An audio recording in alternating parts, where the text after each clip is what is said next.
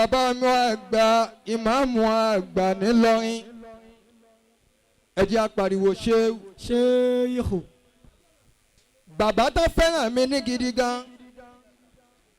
Ìyá 2019 tí mo ń lọ sí Màkà lábẹ́ àṣẹ bàbá mi àgbà oníkìjì pàákọ́lọ́ ń jẹ́ rí wọn pẹ́. Bàbá mi àgbà náà wá sí jagun. Mo fẹ́ kí bàbá mi àgbà lìkọ́sì mi ó gbọ́rọ̀ yìí ní dáadáa. Àti Mọ̀lánà Sheikh Abdul Kabiri bàbá mi àgbà àfúnkú. Mọ̀lánà ń bẹ níbẹ̀.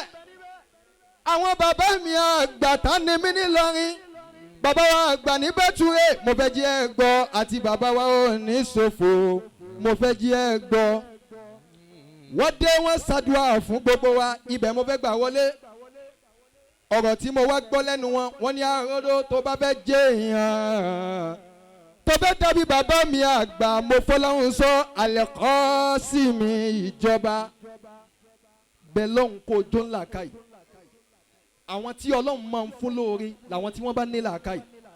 Ẹ lọ wo gbogbo àwọn tí wọ́n ṣoríire láyé nínú àwọn ànábì Ọlọ́run ni Ọlọ́run ò pín oore kẹni tó gànnú wọn. Ọlọ́run dẹ́kun mo bẹ̀ mo lẹ́nu ṣòwò lámúnigun wọ́n jẹ́ mi. Ọ̀rẹ́ bàbá mi àgbà ayọ̀ bàbá mi àgbà àlìkọ́ nìyẹn. Wọ́n ní ìkẹyọ̀ kan ní bàbá wa àgbà àlìkọ́ sí mi ò fẹ́ràn rárá. Òun ni ahun. Yadul bakhi látẹ̀bídù àtàtàsálàkọ̀ bíi mẹ́kọ̀wá. Ọwọ́ àwọn oníṣẹ̀jẹ̀ àfikẹ́ ẹgbà ní gbólóhùn. Bàbá wa àgbà àlìkọ́ sí mi. Bàbá mi àgbà afúkú ìbànújẹ́ òní kan yẹn láéláé. Mo bàbá ń wí fún bàbá wa Al-Bagawy wípé à ń tẹ̀lé Abbasu fi dàrí náà. Khulikuka kalimani bainana ya khalifata hulafaina. Al-Bagawy kodi kunta zulana. Antale Abbasu fi darina. Khulikuka kalimani bainana ya khalifata hulafaina. Al-Bagawy kodi kunta zillana. Bàbá wa àgbà ọlọ́sẹ̀ ń bẹ níbẹ̀. Mo dáwọ́ ní Arodo àṣẹ bàbá mi àgbà afúnkú ni. Ìbànújẹ́ ò ní kàn wọ́n láéláé. Lágbára Ọlọ́run ọba o àtúnbọ̀ máa dá sí. Àníṣe àǹtẹ̀lẹ̀ Abbasu fìdárì náà. Khulikuka kalimani bainana ya khalifata hulafaina.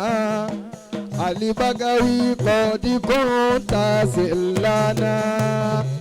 Àǹtẹ̀lẹ̀ Abbasu fìdárì Khulikuka kalimani bainana ya khalifata hulafaina. Al-Bagawy kodi kunta zillana. Bàbá mi àgbà afúkú mo fọ̀rọ̀ yín lé Ọlọ́run ọba lọ́wọ́ àtúnbọ̀ gbọ́dọ̀ Allah Allah Allah Allah Allah Allah Allah Allah bàbá wa àgbà líkọ̀sí mi o. Ọlọ́run dákun mọ́ jàjáwọ́. Subhana lillahi mímọ́ Ọlọ́run. Ẹ̀yìn rí Ọlọ́run ọba tí ó lẹ́lẹ́gbẹ́. Subhana lillahi mímọ́ Ọlọ́run. Ẹ̀yìn rí Ọlọ́run ọba tí ó lẹ́lẹ́gbẹ́. Ọlọ́run ọba gíga tó ń gbẹ́ni tó fẹ́ ga.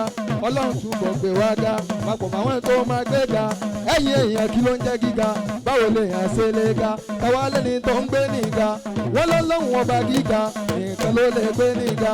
Ẹgbẹ́ kan ló gbọ́ Ọlọ́run ga. Kò sẹ́ni tó gbọ́ Ọlọ́run ọba ga. Lóbi tóun ló lè gbé. ọlọ́run lọ́gà bẹ́ẹ̀ ni ó ga òun ló ń gbẹ́ ní tó fẹ́ ga. Allah Allah Allah Allah Allah Allah Allah Allah Allah Allah. Arodo ọmọ jagun. Arodo ọmọ jagun. Arodo ọmọ jagun, thank you so much. Ọya ẹ ṣé púpọ̀. Bàbá wa Fẹ́nifẹ́re láti Èkó,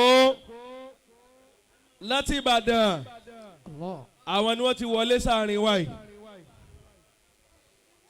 Ọya láti Àkútè bákan náà.